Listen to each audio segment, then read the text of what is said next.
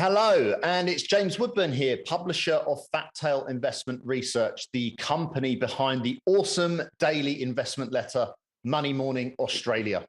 And welcome to this special roundtable on the booming lithium sector.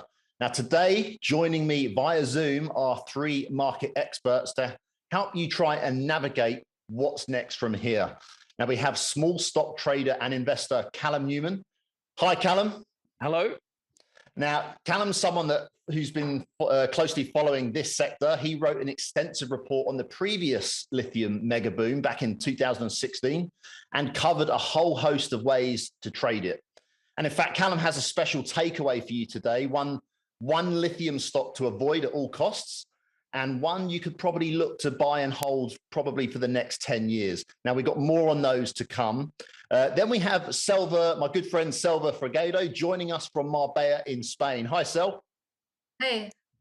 Thanks for joining us. I know it's not the most social of hours for you over there, but Sel is our analyst who focuses her research on the great transition taking place in the energy markets.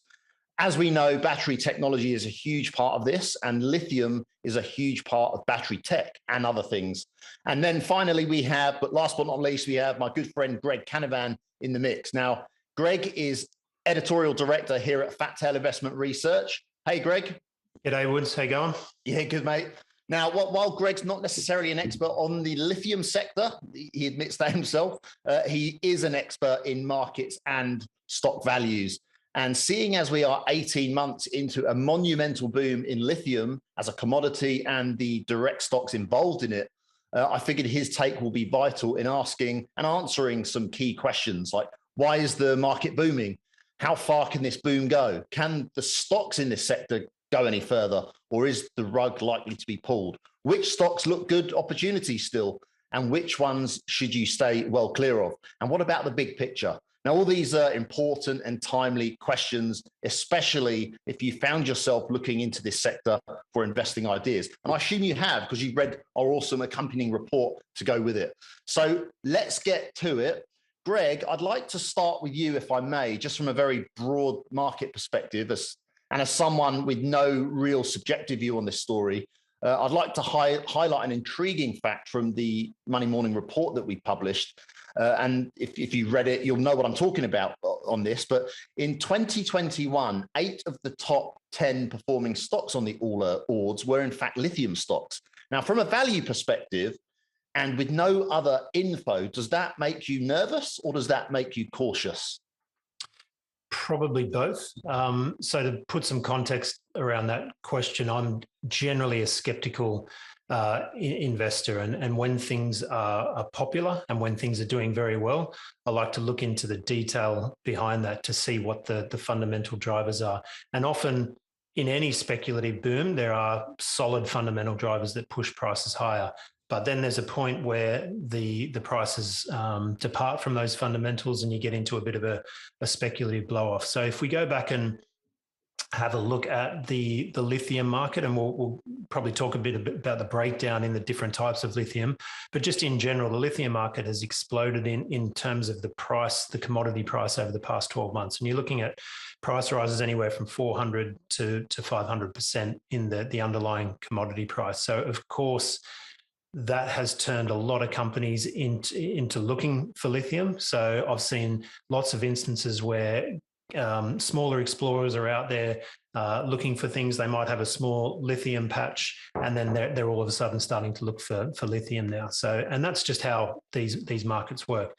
So one of the things I'd probably caution is that, and alluding to your point, you know, when there's 80% of the stocks in the top performers that are all from the one sector, that tells you that a lot of money has already discovered this story. And it makes me a little bit cautious about the future gains that are probable from this sector. Because one thing that I think a lot of people need to understand is that when a commodity price rises so fast, it encourages exploration, it encourages production, and it encourages additional supply to go in to feed that demand. So I think right now we're at a point where clearly there is strong demand for the lithium product, and Selva will probably talk to the fact that, you know, that's driven by this energy transition that we're going through.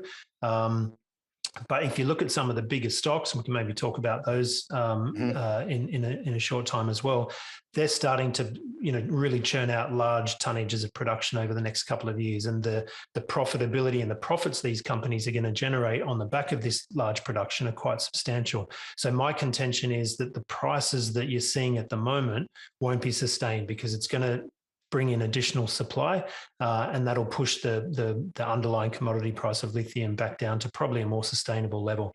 So, long way of answering your question. I'm both a little nervous and a little cautious at the moment.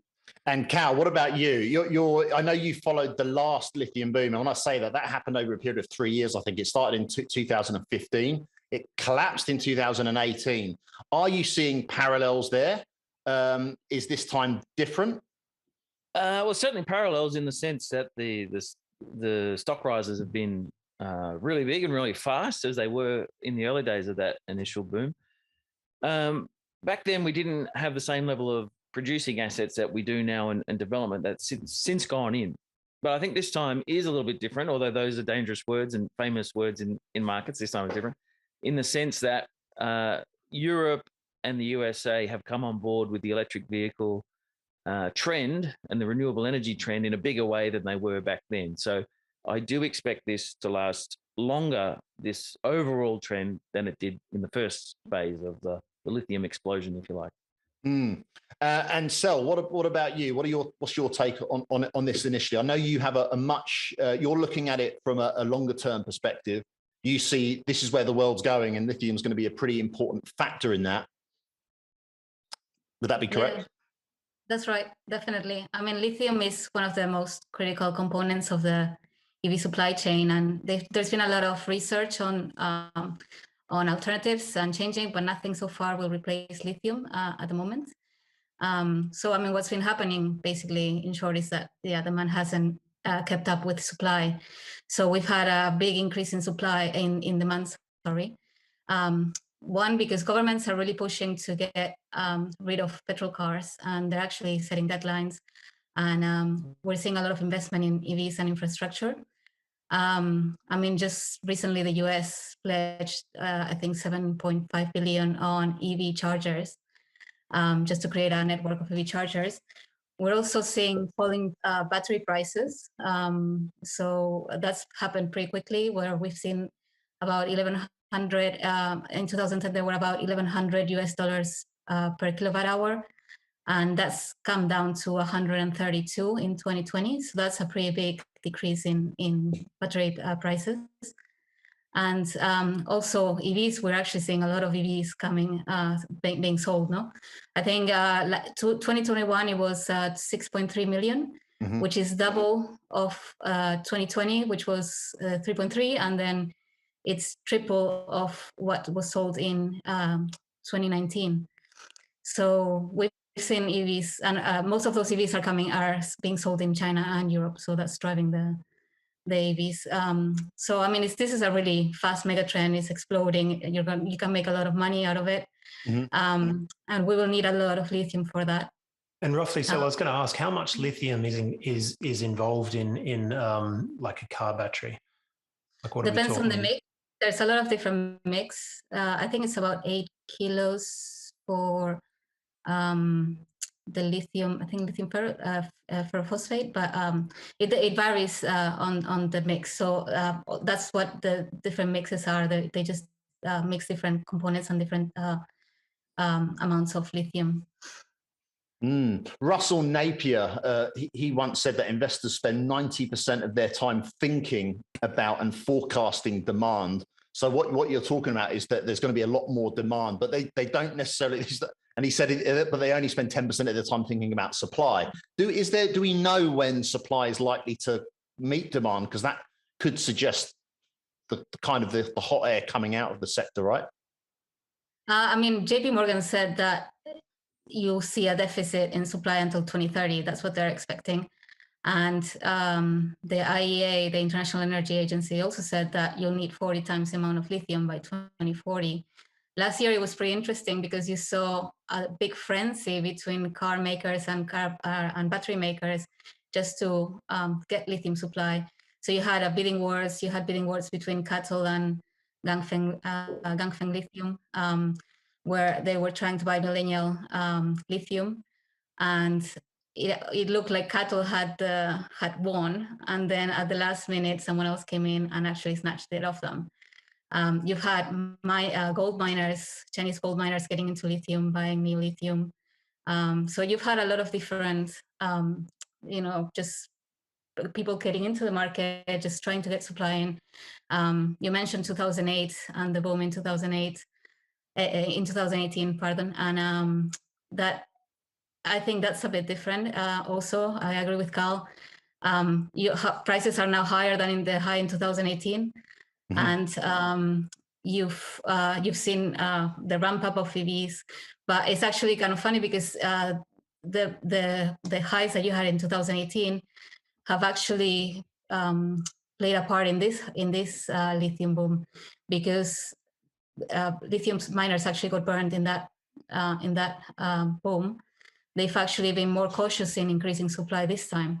So we'll see how fast they actually increase supply. They've been taking it slow and seeing, because last time they were expecting also a big EV boom and it didn't happen. And then a lot of supply came in online and prices just came down. So what do you say to that, Greg? I mean, if it feels like if the long-term bigger picture is that this is where the world is going, surely it suggests that maybe the values of the average lithium plays on the market right now could be undervalued, right? I guess, it always depends on your time frame. I mean, if you look at some of the larger stocks here, which, I've got written down, and just looking at the price movements over the last, say, couple of months. I mean, a lot of these stocks peaked back in December. And just with a lot of the volatility in financial markets, that's seen a lot of the speculative money come out of the stock. So even though you're still seeing strong demand supply fundamentals, the run up that you've seen in these prices over the past couple of years are seeing now people decide to take profits and move on. So the big merger between, I think it was Galaxy and Orocobre, which created the largest listed company in Australia called Lithium, that's down 20% from its highs. Pilbara Minerals is down 26% from its highs. Mineral Resources, which has got iron ore and mining services, but it's also got a spodumene operation, that's down 30%. Independence is down 15%, and Galan's down 36%. So we've already seen a fair bit of profit taking occur in the sector. So what I'd be looking at from a market perspective is looking at these prices, seeing where the support might be coming in, and then looking to sort of take a position after a decent pullback. But that's an investment proposition. You've got to be prepared to say, okay, well, I understand these long-term drivers. I understand the fact that the transition in energy and car habits and consumption is going to change over the next decade. Supply demand fundamentals look favorable. There might be times where there's a lot of demand coming into the market to meet that supply. It could push prices down. There will be volatility. But if you do take that view that this is a mega trend that is going to unfold over the next decade, then certainly this correction that you're seeing, along with a lot of the other speculative elements in the market, it could be a good time to buy. And just looking at Lithium, that's actually one of the stocks that we feature in the report. That's right. Yeah. And it is forecast to deliver some pretty big profit increases in the next couple of years. So it's gone from loss-making operations for years to delivering its first expected profit in financial year 2022. Then it's expected to deliver a 50-odd% increase in profits in FY23 and another 62% increase in FY24. So you're seeing a lot of production and profits coming into this stock. And if you look at the PE ratios, which is just your basic valuation measure, I think it's trading on something like 13 times, which is below the sort of market average. So you can make the case that there's, from a longer term perspective, some of these stocks are reasonably valued. The ones that are moving into production and going to generate good profits. But the question is, what are the price assumptions that have gone into determining these forecasted profits? And that's the tricky thing in a market where, we know that there's a lot of long-term demand forecast, but we're just not quite sure on how much supply is coming in. And I know, Selva mentioned those forecasts that there will be undersupply. But I know there was similar sort of talk in 2018 about how this market was going to be undersupplied for a long time. But you do get periods where, you know, those assumptions are brought into question, and speculators will sell first and ask questions later. So do you think the renewed political aims for the vast majority of the Western nations towards the phrase net zero, do you think that's more ingrained now than it was in 2018? You know what I mean?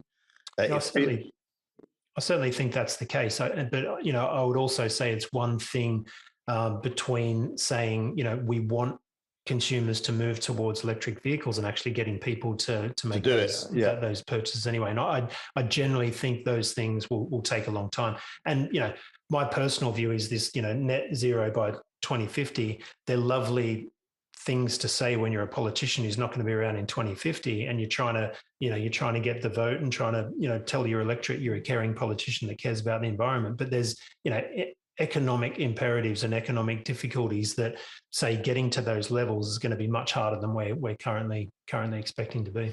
Hey, Cal, so Greg mentioned there's potentially some bigger stocks that could look with the recent falls look attractive if you've got a longer term perspective. And I know you're going to give away part of the takeaway of this roundtable is that you've looked at some of those things, and you're going to make a suggestion of what you would be happy to buy and hold for the next 10 years potentially.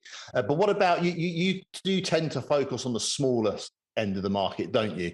What are your thoughts on that side of it in relation to what Greg's saying about the bigger picture? Well, I put a chart together, and hopefully we can bring it up, of showing some of the gains of the lithium stock since 2020. Point being that we've seen price rises for PLS, Lake Resources, Core Lithium.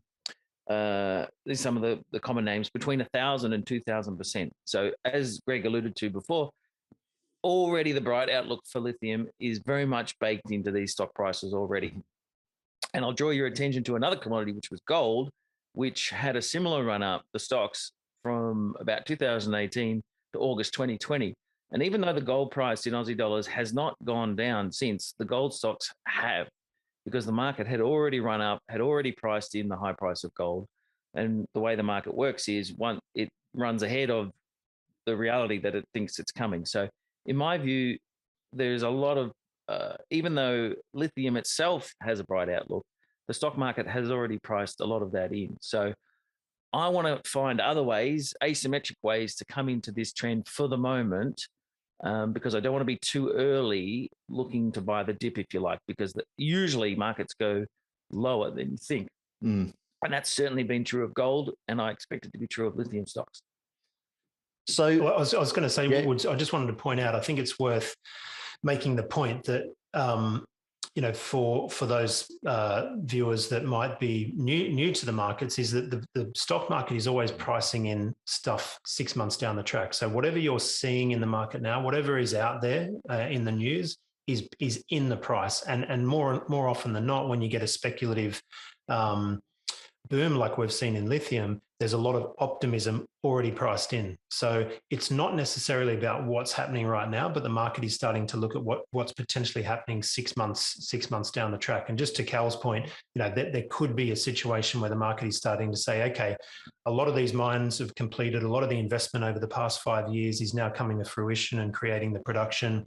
Perhaps there's going to be a bit more a bit more supply coming in to meet that demand. And, you know, therefore it's time to exit some of these stocks that have done really well and look for other opportunities. And I think that's part of the story behind this as well.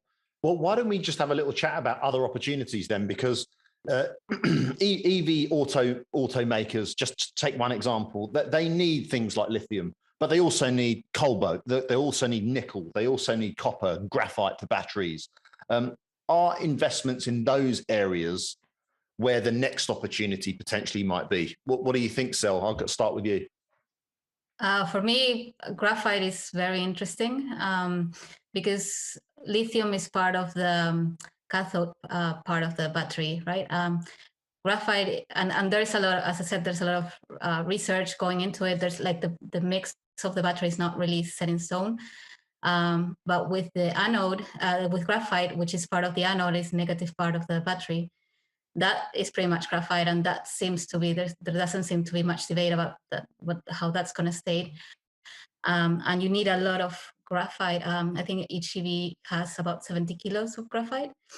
So that's actually panning out pretty interesting too. We're seeing a bit of a frenzy there, where car makers are looking into getting supply ready for them. So they've, for example, you've seen Tesla sign with Sierra Resources recently. You're seeing a lot of similarities with the lithium, except that it's not so talked about so far. We haven't heard much about it yet. So that should be quite interesting. And the other part of it is that also much of the graphite, you can't actually use it in the battery acids. You have to refine, you have to process it. And much of that happens in China. So there's been a lot of movement to try to get the supply chain away from China and towards the Western world and towards somewhere else. So yeah, that's been quite interesting to see. Where are you looking next, Cal? Well, in terms of battery metals, is that where you start, or do you kind of look at what's moving? So you'd have been on the lithium story pretty early. I know you were in the previous boom too. So now that you're saying that generally prices have run up and the price moves for small caps specifically are probably priced in lithium, are you now looking at where's your attention going now, I guess is the question.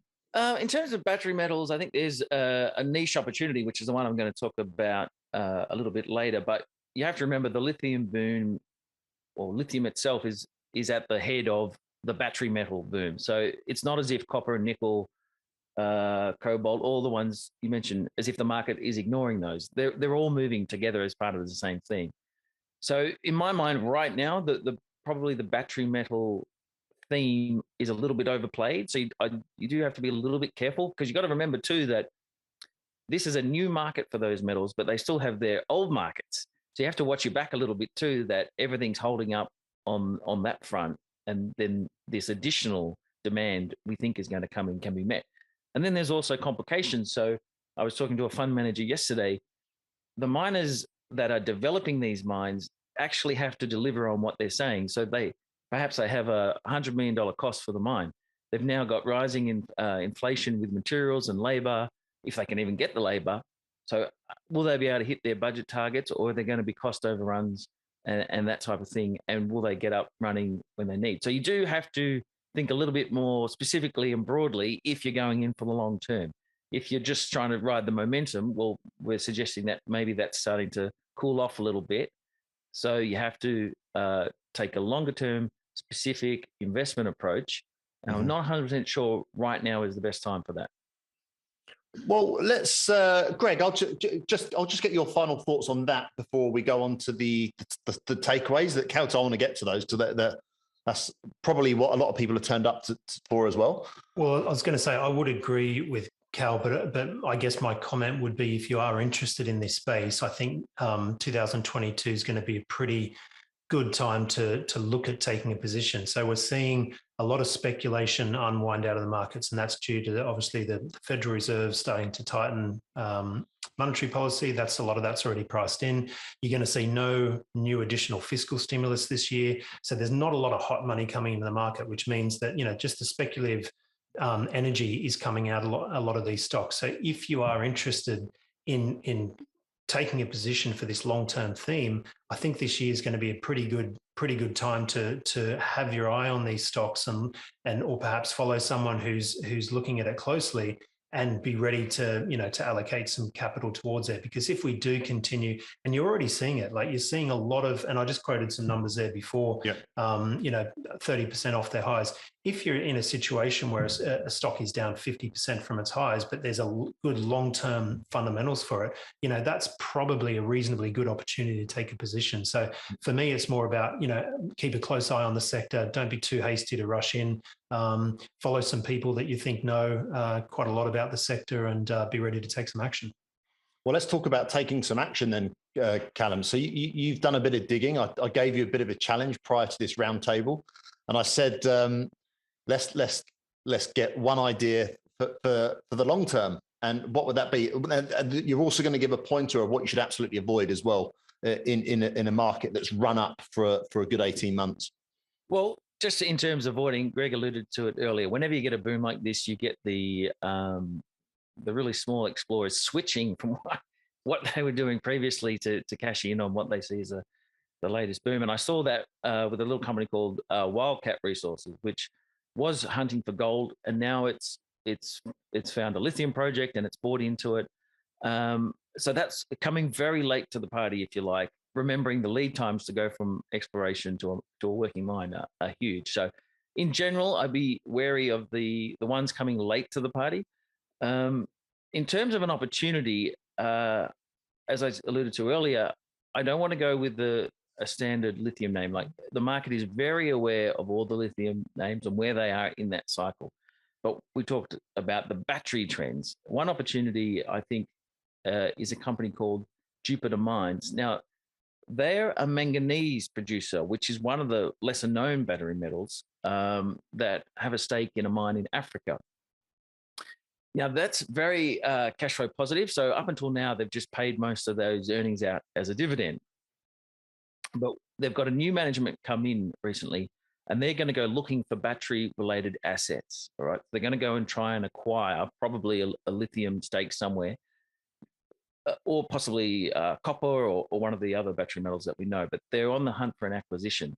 So what I like about that is that they're getting into the space. They can take advantage of the long-term trend, but they have a working, producing, profitable mine as backup. So if that doesn't work, or they can't find the right asset or at the right price, you've still got a working mine there pumping out dividends for you.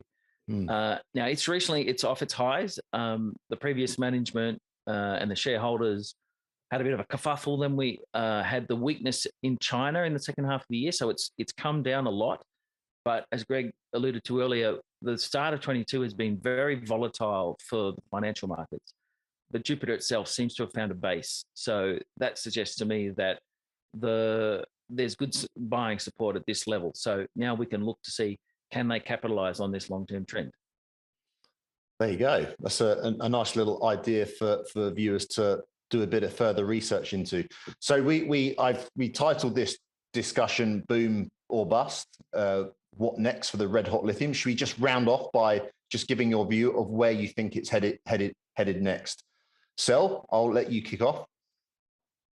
I think this year is going to be quite interesting. I think you're already seeing that car makers and battery makers are quite worried about supply. I mean, you're seeing most of the car makers are going electric. So you're already seeing Mitsubishi, Volkswagen, Tesla. Everyone's just going electric. So you're going to see, I think you'll see a bit of a supply crunch coming, and that's what's reflecting in the price.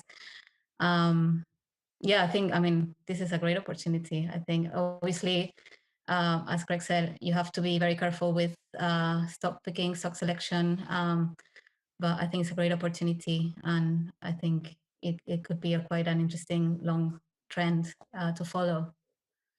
And Greg, to reiterate your point, you think 2022 could be the year to potentially look at some attractive prices? Yeah, look, if the trend continues of this profit taking and prices come back down to more reasonable levels, I think this year is a good time to be looking at taking a position. And as Sel said, it's really about looking at a particular stock, looking at the particular quality of the asset base they've got. The longer the mine life, the larger the resource, generally the higher the value that the market puts on those sorts of things. So there's a lot of things to look at, but just as a general comment, I think that this year is probably a good time to be following the sector closely. Don't get scared off by falling prices. I know a lot of people that are attracted by rising prices and want to get in, but often, the market always does things that are least expected. And you can get in late to a boom and find yourself down 20 or 30% really quickly. But likewise, if you get in when the correction's on, it might be tough to handle in the first few months or 6 months or whatever. But if you do take that long-term view, you should be well rewarded in this sector. Cool. And Callum, your summary is avoid the more speculative small caps, probably coming late to the party, but then look at the what was Jupiter, wasn't it? Well, Jupiter is one idea on the battery theme, but in terms of lithium, don't get me wrong. It's a lithium decade. It's going to run for a long time. We're not going to put the train back in the station here. So I would encourage everybody to learn about the industry, about the stocks involved in it. And if you take the long-term view, my favorite stocks, if you can get them at the right price, are ones that are trying to capture the higher value. So it's one thing to export the raw material. Okay, that's the lowest earning aspect of the industry. Some of the companies are trying to get into the conversion process to get the higher value lithium that goes into the batteries, which requires a refining process. So companies that can monetize this in a higher value way are well worth your attention. Pilbara Minerals is one that's trying to do it. Mineral Resources are trying to do it. You've just got to be able to see, well, does the price continue to hold up strong? And can you get in at the right price? So there's another two stocks to follow and a takeaway. Wow, I wasn't expecting another two. Cheers, Cal. Okay, everybody, I hope you enjoyed this discussion. It's actually the kind of thing we do all the time here at Money Morning, not always in this format, although we do plan to do more of these roundtables. But whether it's via our daily emails or our inside editorial meetings, we are, as a group, we're a group of people always trying to question, always trying to think, always probing every day of the week. And like I said, Money Morning is a free daily investment letter that we publish here at Fat Tail Investment Research. Our modus operandi is researching investment ideas way out there on the edges of the bell curve, the fat tails, before they become mainstream ideas in the center of the bell curve, because the fat tails are where the opportunities are. And the boom in lithium was out there once, and it's come more into the middle since. But the aim of this roundtable was to give you some insight into where it might be headed next and some ideas for how to navigate it and what to do about it. But as we talked about, lithium isn't the only market that you should be interested in. There are other ideas still yet to make their way from the fat tails to the mainstream. Now, if you're interested in learning more about these ideas, I really do recommend taking a look at our flagship monthly investment letter, Australian Small Cap Investigator. The team have highlighted 7 specific small cap stock ideas they believe anyone interested in early stage companies should be looking into right now. Now, you can check out the details of that report by clicking on a link that's just appeared beneath this screen. But before you do, I'd just like you to consider one more insight, maybe take it as your final takeaway of today. Now, it's really the driving philosophy behind Money Morning and Australian Small Cap Investigator especially. It's an insight about real wealth creation. It has nothing to do with GDP figures, interest rates, or where we are in the business cycle. Most often, it's driven by new and disruptive ideas and the people willing to take a risk and to give them a go. Take the Ford Model T, for example. When Henry Ford's era-defining car rolled off the factory floor, the USA had just been rocked by the panic of 1907, the worst economic crash in memory at that time. But did Ford care? No, he didn't, because he knew that truly disruptive ideas are the real engine of wealth creation. Ford actually became the richest man on the planet within 2 decades. And while not every firm goes on to become a world-dominating behemoth like Ford, there are always companies developing new and disruptive ideas. As I said, they're generally small ones on the fringes of the market, but they're out there, they're making money for investors, and that's what our latest small cap report is all about. It details 7 more Aussie stocks with the potential to become stock market superstars in the future. Now, these companies operate in all kinds of different markets, clean energy generation and new battery technology, which kind of relates directly to our conversation today. They also involve cutting edge microchip tech, smart plastics that biodegrade automatically, and even remote working systems. So check it out by hitting that link below.